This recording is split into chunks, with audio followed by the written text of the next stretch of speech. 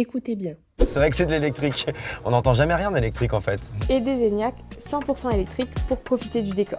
Rouler à l'électrique ou à bord d'une voiture hybride, c'est un message qui revient de plus en plus dans les collaborations commerciales avec les constructeurs automobiles. Hashtag se déplacer moins pollué, pensez à covoiturer ou encore l'étiquette qui indique la classe énergétique du véhicule. Ces mentions obligatoires, vous les voyez déjà dans les publicités automobiles depuis le 1er mars 2022, date de l'application de la LOM, la loi d'orientation des mobilités. Mais alors, est-ce que les collaborations commerciales avec les créateurs de contenu portent principalement sur les gammes électriques? On a posé la question à l'ARPP qui établit le même constat. Il y a bien une mise en avant des gammes électriques dans les collaborations commerciales avec des influenceurs. Ce positionnement n'est pas représentatif de l'ensemble du marché dans le secteur automobile. Les constructeurs automobiles que nous avons contactés n'ont pas voulu nous indiquer le budget alloué à l'influence. Ni l'ARPP ni Call Square par exemple ne peut fournir ce type de données. Ce qu'on peut noter, c'est que les formes de collaboration les plus tendances sont les défis sportifs comme ici avec Dacia, la découverte de paysages, des courts-séjours, les tests de véhicules, mais particulièrement les invitations à des événements, nous a rapporté l'ARPP, qui comptabilise près de 1800 créateurs de contenu certifiés responsables. Cupra France utilise l'influence dans le cadre de l'événementiel. La marque activera notamment des influenceurs durant le salon de l'auto, ici,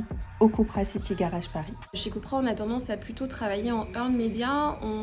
On a à cœur à ce que du coup les profils avec lesquels on collabore comprennent la marque et son état d'esprit, et du coup on crée des relations plutôt au long cours. Ça se matérialise du coup à travers des invitations à nos événements. Pendant ces événements, du coup, les créateurs de contenu vont créer du contenu, vont faire passer nos différents messages de communication. Alors ça va dépendre de l'objet de cet événement. Est-ce que c'est un lancement de produit?